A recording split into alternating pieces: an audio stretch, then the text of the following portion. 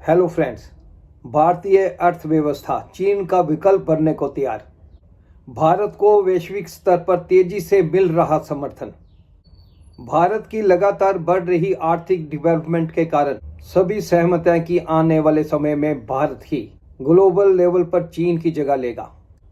चीन के आर्थिक हालात अब उसके वश में नहीं लग रहे, जिससे उसका ग्लोबल स्टेटस का रुतबा डवाडोल होता दिख रहा है।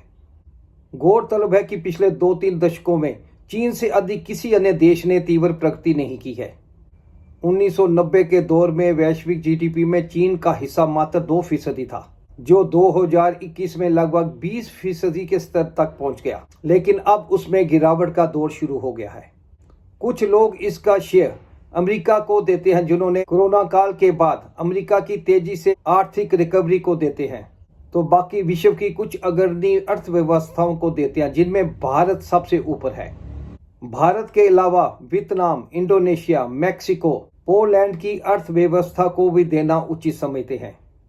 हालांकि अमेरिका को इसका श्रेय देना तर्कसंगत इसलिए लगता है क्योंकि 2022-23 में वर्ल्ड ग्लोबल इकोनॉमी में $80 खरब का इजाफा हुआ है, जिसके चलते उसका वर्तमान स्तर तकरीबन $1050 खरब के बराबर है और इस आर्थिक वृद्धि में अमेरिका का हिस्सा लगभग 45% रहा है।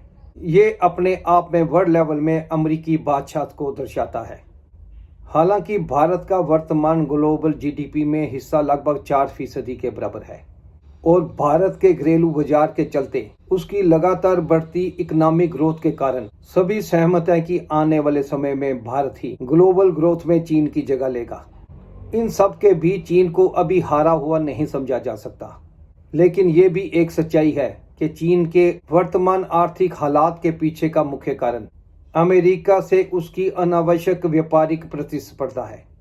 सन 2021 तक चीन अमेरिकी जीडीपी के 76% हिस्से को कवर कर चुका था, परंतु अब उसमें कमी आई है। वर्तमान में चीन की अर्थव्यवस्था अमेरिका के जीडीपी का 65% ही है। आने वाले समय में ये और तेजी से बढ़ेगा क्योंकि अमेरिका के हालात उसके नियंत्रण में हैं, जबकि चीन में कई हालात के कारण स्थितियां बिल्कुल विपरीत हो चुकी हैं।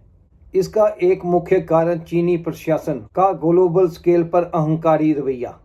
पिछले दिनों चीनी सरकार व विख्यात चीनी बिजनेस टाइकून अलीबाबा के संस्थापक जैक मा के साथ चीनी सरकार का विवाद चर्चाओं में रहा, जिसके चलते बड़े बिजनेस निवेशक अब चीन से दूरी बनाने लगे हैं। वहीं भारत अपनी लगातार बढ़ रही प्रति व्यक्ति उपभोग क्षमताओं के कारण उनकी पहली पसंद बनता जा रहा है। चीन की इन आर्थिक समस्याओं का कारण सबसे ज्यादा फायदा अमेरिका ने उठाया है, परंतु आने वाले समय में इसका सबसे बड़ा हकदार भारत ही होगा और इस बात को ग्लोबल स्केल पे बड़ी तेजी से समर्थन मिलता दिख रहा है। कुछ और खबरों के साथ आपसे फिर मुलाकात होगी। तब तक के लिए जय हिंद।